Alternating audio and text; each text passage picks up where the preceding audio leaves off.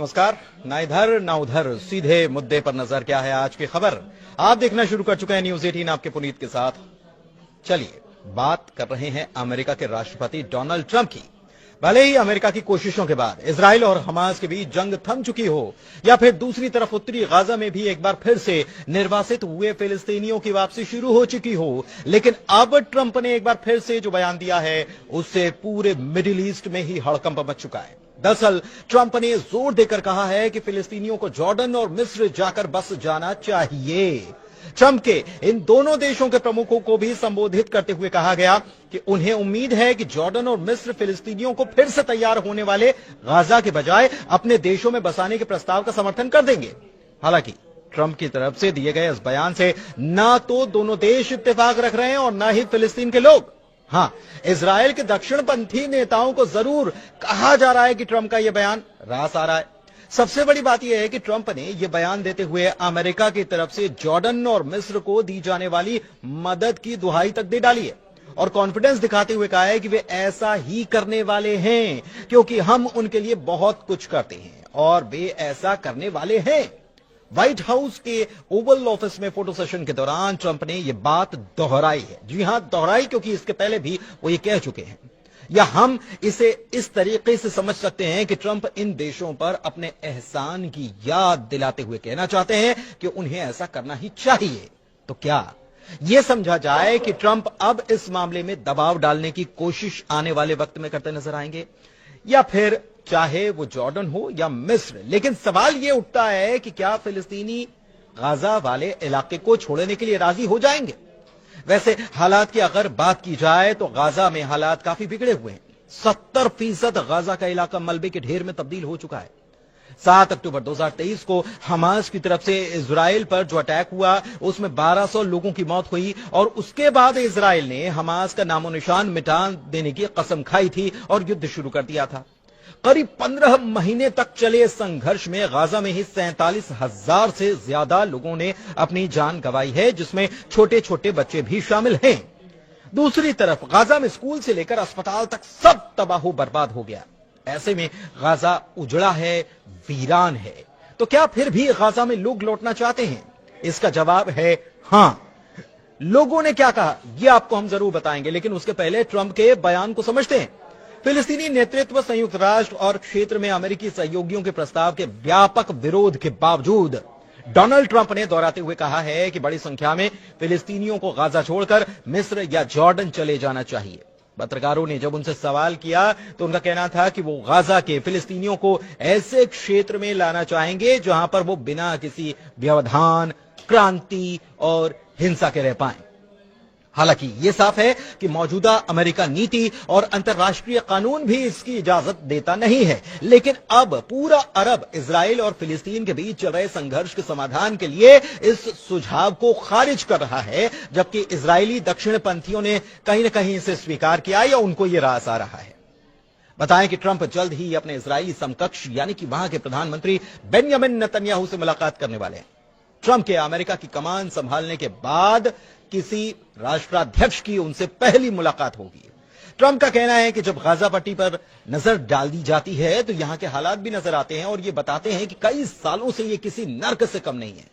Trump का कहना है कि उस पट्टी पर अलग अलग सभ्यताएं रही हैं, ये यहीं से शुरू नहीं हुआ, इसकी शुरुआत हजारों साल पहले हुई थी। इशारा 3000 साल पहले का था, जिसके बारे में आगे जिक्र होगा। उन्होंने ये कहा कि इसके साथ ही हमेशा इसकी हिंसा से इसका जुड़ाव रहा है। आप ऐसे क्षेत्र में रहने वाले लोगों को पा सकते हैं जो बहुत अधिक सुरक्षित हैं, शायद बहुत बेहतर हैं और शायद बहुत अधिक आरामदायक है।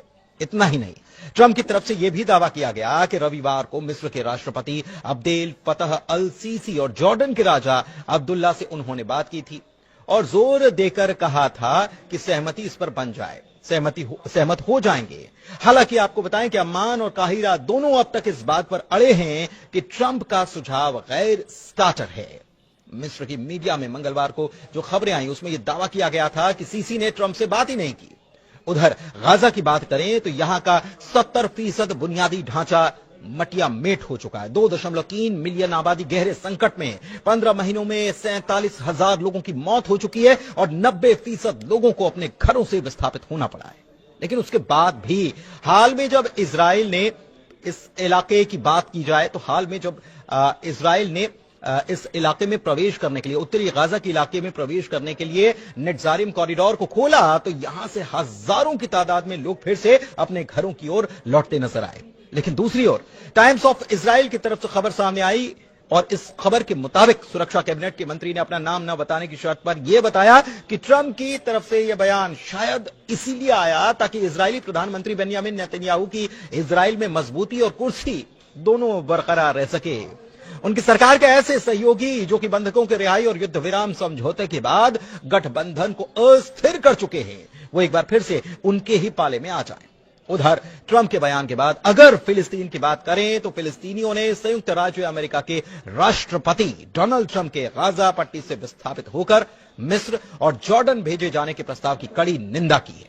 वो कह रहे हैं कि हम इस बात पर जोर देते हैं कि फिलिस्तीनी लोग कभी भी अपनी जमीन या अपने पवित्र स्थानों को छोड़ेंगे नहीं और हम 1948 और 67 की आपदाओं की पुनरावृत्ति की अनुमति भी नहीं देंगे। हम लोग दृढ़ रहेंगे, अपनी मातृभूमि नहीं छोड़ेंगे।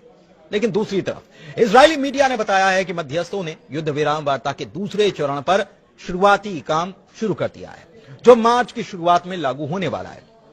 समझौते के महत्वपूर्ण अगले चरण के दौरान इजराइल के गाजा से पूरी तरह से हटने की उम्मीद है और हमास के निशस्त्रीकरण की उम्मीद है, लेकिन इसे लेकर जानकारियां कुछ साफ नहीं है। वैसे इससे पहले आपको याद होगा कि कुछ वक्त पहले इजराइल की तरफ से एक मैप जारी किया गया था और इजराइल के मैप से अरब देशों के हुक्मरानों के जिस्म में आग सी लग गई। इजराइल के इस प्लान से ऐसा भी नहीं कि अरब मुल्क पहले से अनजान थे, लेकिन अब तो उसने मैप जारी करके खुलेआम ग्रेटर इजराइल बनाने का ऐलान कर दिया है। दरअसल इजरायली शासन की तरफ से अरब मुल्कों को मैसेज देते हुए एक मैप जारी किया गया जिसमें लेबनान, जॉर्डन, सीरिया, इराक, फिलिस्तीन, मिस्र और यहां तक कि सऊदी अरब तक के इलाकों को शामिल किया गया है। इस पूरे प्लानिंग का नाम है the greater Israel plan. Israel के विदेश मंत्रालय ने सोशल मीडिया पर एक पुराना नक्शा जारी किया और यह कहा कि वो इजराइल को ग्रेटर इजराइल बनाने के लिए प्रतिबद्ध हैं। ग्रेटर इजराइल का मतलब अब अखंड इजराइल से है, जिसमें लेबनान, जॉर्डन, सीरिया, इराक, फिलिस्तीन, मिस्र और सऊदी अरब के कई इलाके शामिल हैं। इजराइल के विदेश मंत्रालय का यह कहना है कि आज से 3000 साल पहले इस भूखंड पर यहूदी साम्राज्य का शासन था और ट्रंप की तरफ से भी हजारों साल पहले की जब बात की गई तो उनका इशारा इसी